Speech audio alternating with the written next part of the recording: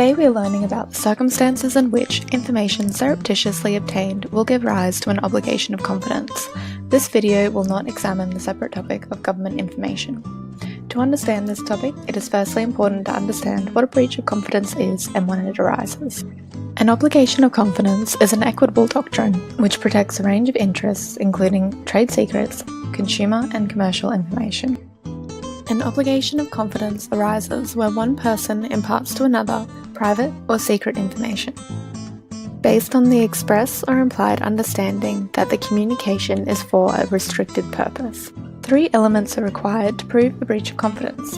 1. Confidential information, 2. Obligation of confidence, and 3. Breach. Confidential information must have a quality of confidence or relative secrecy. In other words, the information must not be in the public domain. Creative information will be protected if it includes sufficiently developed concepts or ideas. An obligation of confidence arises where a reasonable recipient of information would know that the information was provided in confidence. An obligation can arise in various ways, including by agreement, by the nature of the parties' relationship, due to the particular subject matter and circumstances of communication, and where the information was obtained by reprehensible means. Where a recipient discloses confidential information without consent for a purpose other than what was disclosed for, there will be a breach of confidence. This disclosure may be actual or threatened, and intention is not required. There is no requirement that detriment be suffered. However, detriment often includes loss of commercial advantage, ability to exploit, embarrassment, and exposure to discussion and/or criticism. Surreptitiously is defined to mean in a way that attempts to avoid notice or attention, secretively. This means that our focus will be on element 2, whether an obligation of confidence arises in circumstances where information is obtained secretly.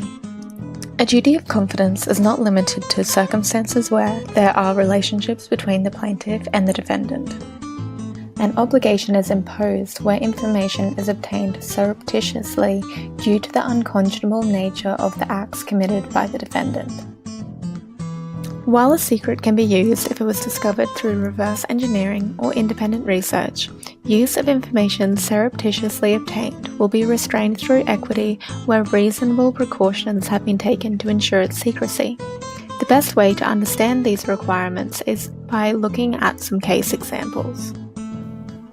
In Franklin and Giddens trespassed to obtain clippings from Franklin's commercially advantageous nectarine tree. Here, an obligation of confidence was imposed even though Franklin did not provide the information himself. Giddens had acted unconscionably and thus an obligation of confidence was imposed.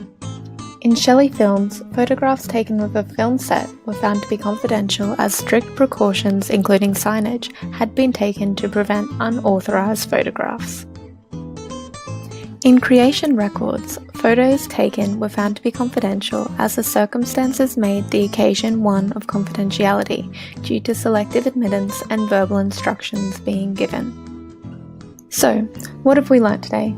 An obligation will be imposed if information has been obtained through surreptitious means where reasonable precautions have been taken by the plaintiff.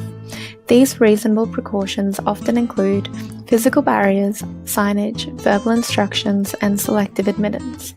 Thank you for listening.